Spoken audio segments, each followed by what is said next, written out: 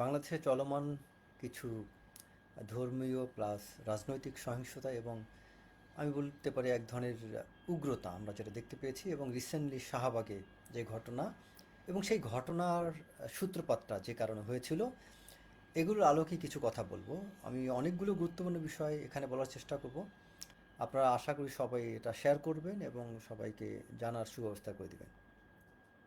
তো আমি মূল কথাটায় ফিরি যে আজকে বাংলাদেশে এই যে একটা জামাত বিএনপি এনসিপি এটা অন্য কোনো একটা শক্তির পাতানো ফাঁদে কিন্তু বারবার পা দিচ্ছে এবং এটা জামাত তো বুঝতেই পারছে না এবং এনসিপি তো আরও অবুঝের মতো কাজ করছে, আবেগে লাফাচ্ছে এবং এনসিপি জামাতের সেই ভুলের কারণে আবার বিএনপিও ভুল করছে। তবে কিছু বিষয় আছে যেই জিনিসগুলো আমি মনে করি এখানে এককভাবে কোনো দলকে দায়ী না করে আমি মনে করি সবার এখানে বোঝার বিষয়। তবে কিছু বিষয় আছে যেগুলো সীমা লঙ্ঘন করার মতো। আপনি একটা জিনিস চিন্তা করেন এখানে পিতা কন্যাকে নিয়ে এই বিকৃত ছবি, না হয় বুঝলাম যে ফটোকারটা ফেক, মেনে নিলাম, যেটা তারেক রহমান জাইমুর রহমানকে নিয়ে যে একটা বাজে ফটোকার তৈরি করেছে যেটা বিকৃত মস্তিষ্কের পরিচয় ছাড়া আর কিছুই না, এই ফটোকারটা বুঝে নিলাম ফেক, কিন্তু এই ফটোকারটা যারা শেয়ার করেছে, এটার উপর যারা কমেন্টস করেছে, তারা কি সবাই ফেক? তাদের মধ্যে অনেক মানুষ আছে যারা জামাত বা এনসিপির। এবং আপনি একবার চিন্তা করেন যে ডক্টর শফিকুর রহমান বা তার মেয়েকে নিয়ে যদি এরকম ফটোকাট করতো আপনারা কী করতেন? বা যদি নাহিদ বা নাহিদের বোনকে নিয়ে বা নাহিদের বোন বা তার বাবাকে নিয়ে, আমি বলছি না এগুলো করা উচিত, যে কেউ এই যে এনসিপির যারা আছে তাদের যে আপনারা যে এনসিপির যারা সদস্য আছেন, জামাতের যারা আছেন, আপনাদেরই বাপ বা বোনকে নিয়ে বা আপনার বোনকে নিয়ে আপনাকে নিয়ে যদি বিকৃত ছবি এরকম করা হতো আপনার কেমন লাগতো? একটা বিষয় কি, সত্যিকার অর্থে দেখেন আমাদের দেশে আমরা কিছু মানুষ আছি দাড়ি টুপি, তারপরে ফেসবুকে বায়োতে যদি আপনার ধর্মের কথা থাকে, কোরআনের আয়াত থাকে, অনেকে ফেসবুকে বায়োতে দেখবেন যে কালেমা সহ অনেক কিছু, কালেমা খচিত অনেক কিছু দিয়ে রাখেন। আবার অনেকে দেখবেন নামাজরত ছবি দেয়, নামাজ পড়ার ধর্মীয় কথা বলে, দাড়ি টুপি আছে। এগুলো মানেই যে সে ধার্মিক তা না, সে যে ভালো মানুষ তা না। ইবলিস শয়তানও কিন্তু সবচেয়ে বেশি বা সবচেয়ে বড় ইবাদতকারী ছিল। সেই ইবলিস শয়তানকে আল্লাহ তাআলা নিক্ষেপ করেছিল কী কারণে? তার অহংকার এবং তার মধ্যে আল্লাহ ভীতিটা ছিল না। সবচেয়ে বেশি গুরুত্বপূর্ণ হচ্ছে আমাদের মধ্যে যেটা থাকা দরকার আল্লাহ ভীতি এবং নম্রতা, নিরহংকার এবং হিকমা বা প্রজ্ঞা। এটার ঘাটতি থাকলে লাভ নেই। এবং একটা জিনিসকে এ প্রসঙ্গে কোরআনের একটা আয়াত বলি আপনার, পবিত্র কোরআনের সূরা আমি যদি ভুল না বলেছি আমের 108 নম্বর আয়াতে একটা কথা আছে যে তোমরা তাদেরকে গালি দিও না যাদেরকে তারা মানে আমি আল্লাহ ব্যতীত যাদেরকে তাদের খোদা হিসেবে রাখে। যেমন এটা কাফেরদেরকে নির্দেশ করেছে, তাদেরকে তোমরা গালি দিও না, কারণ কাফেররা তো আল্লাহকে মানতো না। তারা সেই তৎকালীন সময় তারা দেবদেবী অনেক কিছুর মূর্তি পূজা করতো। তাদেরকে উদ্দেশ্য করে কথাটা কোনো আয়াতটা নাজিল হয়েছিল। শানে নজরুল ছিল যে তখন মুসলমানদের মধ্যে কাফেরদের মধ্যে অনেক বিভেদ তৈরি হয়েছিল। তো তখন কাফেররা মুসলমানদেরকে গালিগালাজ করতো, অনেক আজেবাজে কথা বলতো। তার উত্তরে যাতে মুসলিমরা কাফেরদেরকে গালি না দেয় যারা আল্লাহ ব্যতীত অন্য কারো উপাস্য করতো। তো আল্লাহ তাআলা সূরা আনামে বলেছিল যে বলেছেন যে তোমরা তাদেরকে গালি দিও না যারা আল্লাহ ব্যতীত অন্য কাউকে উপাস্য হিসাবে মানে, কারণ এতে তারা অজ্ঞতা বশত যা শিরক থেকেও অগ্রসর হয়ে তারা তোমার আল্লাহকে গালি দিতে পারে, আল্লাহকে নিয়ে বাজে কথা বলতে পারে। তার মানে কি, কথার দ্বারা কি বার্তা প্রকাশ পায়?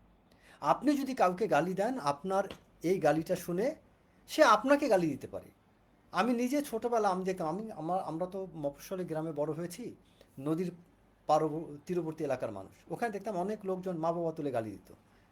আমি কখনো কাউকে গালি দিতাম না একটা কারণে, কারণ সে যদি আমার মাকে তুলে গালি দেয় আমি এটা নিতে পারবো না। তো মানুষের মধ্যে এই জিনিসটা থাকা উচিত যে আপনি একজনকে নিয়ে ধুমধাম করে আজেবাজে কথা বলছেন, ওই মানুষটা যদি আপনাকে নিয়ে বলে আপনার কেমন লাগবে? এই যে ফটো কার্ড নামে যেসব জিনিসগুলো ছড়ানো হচ্ছে, তবে এখানে একটা বিষয় কি সবার খেয়াল করা উচিত, যেটা আসলেই এটা কোনো দলের কেউ বানাচ্ছে না এটা অন্য কেউ বানাচ্ছে। এবং প্রশাসনের এই জায়গায় খুব কড়া ভূমিকা রাখা উচিত। দরকার ফেসবুক অথরিটির সাথে যোগাযোগ করা উচিত। সরকার যদি চায় ফেসবুক কর্তৃপক্ষের সাথে আমি যোগাযোগের ব্যবস্থা করে দেবো প্রয়োজন বোধে। যেহেতু আমি আইটি সেক্টর দীর্ঘদিন কাজ করেছি, ফেসবুকের ঊর্ধ্বতন পর্যায়ে অনেককে আমি চিনি। তো ফেসবুক অথরিটির সাথে যোগাযোগ করে ফেক আইডির বিষয়ে সরকার ভূমিকা নিক। সরকার কেন ভূমিকা নিচ্ছে না? এই ফেক আইডি জিনিসটা বন্ধ হলে অনেক সমস্যার সমাধান হয়ে যায়। সরকারের উচিত এই ফেক আইডিগুলো ব্যাপারে একটা স্পষ্ট এবং খুব শক্ত কোনো বিষয় বা নিয়ম নীতি চালু করা। কারণ এই ফেক আইডি দিয়ে যে যার খুশি একজনের বিরুদ্ধে আজে বাজে কথা লিখছে, এবং যে কালচারটা তৈরি হচ্ছে এখন, এটা খুবই জঘন্য। একটা জায়গায় কলেজে দেখলাম একজন শিক্ষিকাকে একজনে মারধর করেছে। এখন ওই মারধরের ভিডিওটা দিল, কিন্তু ওই শিক্ষিকা তিনি যে একজন বিএনপি নেতাকে আগে চর মেরেছেন এই ভিডিওটা কিন্তু আপলোড হয় নাই। এটাও তো দেখতে হবে। একজন নারী শিক্ষিকা তিনি কেন একজন পুরুষ একজন নেতাকে আগে চর মারতে গেলেন? একজন নারীর মধ্যে কি এই ধৈর্য থাকা প্রয়োজন ছিল না? তিনি অভিযোগ করতে পারতেন না? তার সাথে যে অন্যায় করে থাকে, শ্লীলতাহানির চেষ্টা করে থাকে, থানায় আছে। নারীদের ব্যাপারে তো আইন কানুন আরও বেশি করা, তাদের পক্ষে তো আরও বেশি থাকে আইন কানুন। তাহলে সে অভিযোগ না করে তিনি কেন তাকে চর মারতে গেলেন? তারপরে সেই পুরুষ তার সাথে যখন হাতাহাতি করলো, তুমি তাকে হাত দিলা, এখন পুরুষ এক তোমার গায়ে হাত দিলে তখন তুমি নারী হয়ে গেলা, অবলা হয়ে গেলা? এটা কেমন নিয়ম? আমার গায়ে যদি একটা নারী হাত দেয় এবং তার গায়ে আমি হাত দিলে সে হবে অবলা, আর যদি আমার গায়ে সে হাত দিল তাহলে সেক্ষেত্রে কিছুই না, তখন হয়ে যাবে নারী নির্যাতন যখন তার গায়ে পাল্টা আক্রমণ করা হবে। একটা বিষয় হচ্ছে কি যে সিম্পল, আপনার গায়ে কেউ হাত দিলে আপনি প্রতিবাদ করতে পারেন, এবং একটা বিষয় আছে, এবং কোরআনেও কিন্তু অনেক জায়গায় আয়াত আছে যে আপনি আপনার প্রতি কেউ জুলুম করলে, এবং আল্লাহ নবী কিন্তু বিদায় হজ্জের ভাষণে বলেছিল তোমরা কারো প্রতি জুলুম করো না এবং তোমার প্রতি জুলুম হতে দিও না। এটা কিন্তু বিদায় হজ্জের ভাষণে এই কথাটা আছে। আপনার যদি সন্দেহ থাকে, আমার ফেসবুক যখন আমি প্রথম শুরু করি, ফেসবুকে অ্যাকাউন্ট ওপেন করি, তখন আমার মনে আছে যে আমার আদর্শ হিসাবে ওই নবী করিম সাল্লামের বিদায় হজ্জের ভাষণটা ওখানে আমি কোট করে দিয়েছিলাম। এটা আপনারা আমার ফেসবুকে আমার প্রোফাইলে ঢুকলে দেখতে পাবেন, সেখানে লেখা আছে, এবং এটা সার্চ দিলেও পাবেন যে বিদায় হজ্জের ভাষণ নবী করিম সাল্লাল্লাহু আলাইহি ওয়াসাল্লাম কী বলেছিলেন। তো একজন আপনার গায়ে একজন গায়ে হাত তুলে আপনি তো প্রতিবাদ করতে পারেন। হ্যাঁ, আমাকে যদি পার্সোনালি বলেন, আমি সেই সুযোগই কাউকে দিতাম না যে আমার সাথে এটা করবে।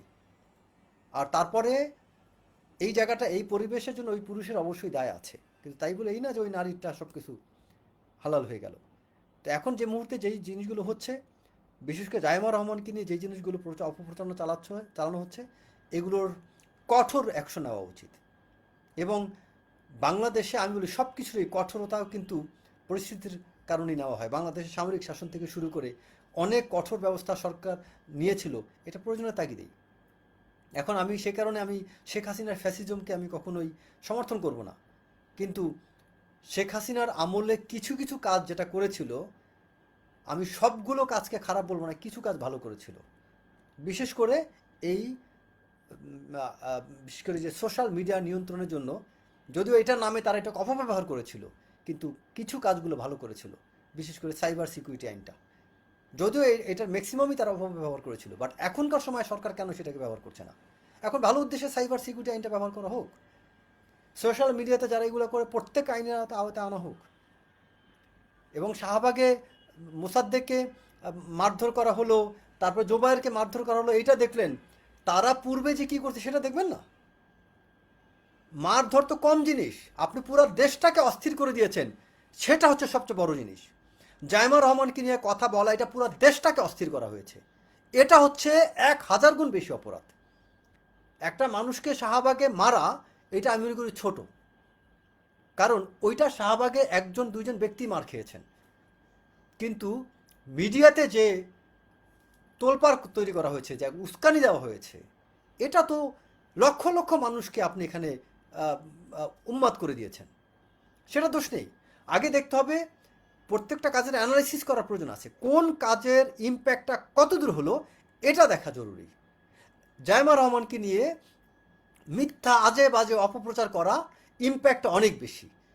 বিএনপি একটা দল ক্ষমতায় আছে, একটা বাংলাদেশের বৃহত্তর রাজনৈতিক দল, একটা বৃহত্তর রাজনৈতিক দল যখন ক্ষমতায় থাকে, সেই দলের কোনো একজন গুরুত্বপূর্ণ ব্যক্তিকে নিয়ে আজে বাজে কথা লিখে যদি কেউ পার পেয়ে যায়, তাহলে সাধারণ মানুষ কোনোদিন নিরাপদ না, এটা বুঝতে হবে।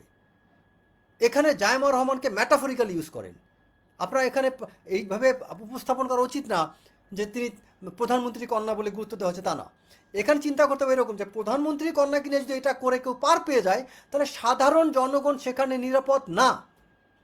এবং কেউ যদি প্রধানমন্ত্রী কন্যা বা প্রধানমন্ত্রীকে নিয়ে আজে বাজে এরকম বিকৃত কাজ করে পার পেয়ে যায়, তাহলে বুঝতে হবে এই ব্যক্তি এখানে পার পেয়েছে মানে সাধারণ যে কোনো মানুষকে নিয়ে যে কেউ এইরকম নোংরা অপপ্রচার করতে পারবে। কালকে দেখবেন ব্যাংকের কোনো কর্মকর্তা নিয়ে, স্কুলের কোনো শিক্ষিকাকে নিয়ে, কোনো সচিবকে নিয়ে, কোনো মিলিটারি পার্সনকে নিয়ে, যে কোনো মানুষের পরিবার নিয়ে এরকম ফটোকাট বের হয়ে যাবে। তখন কি করবেন?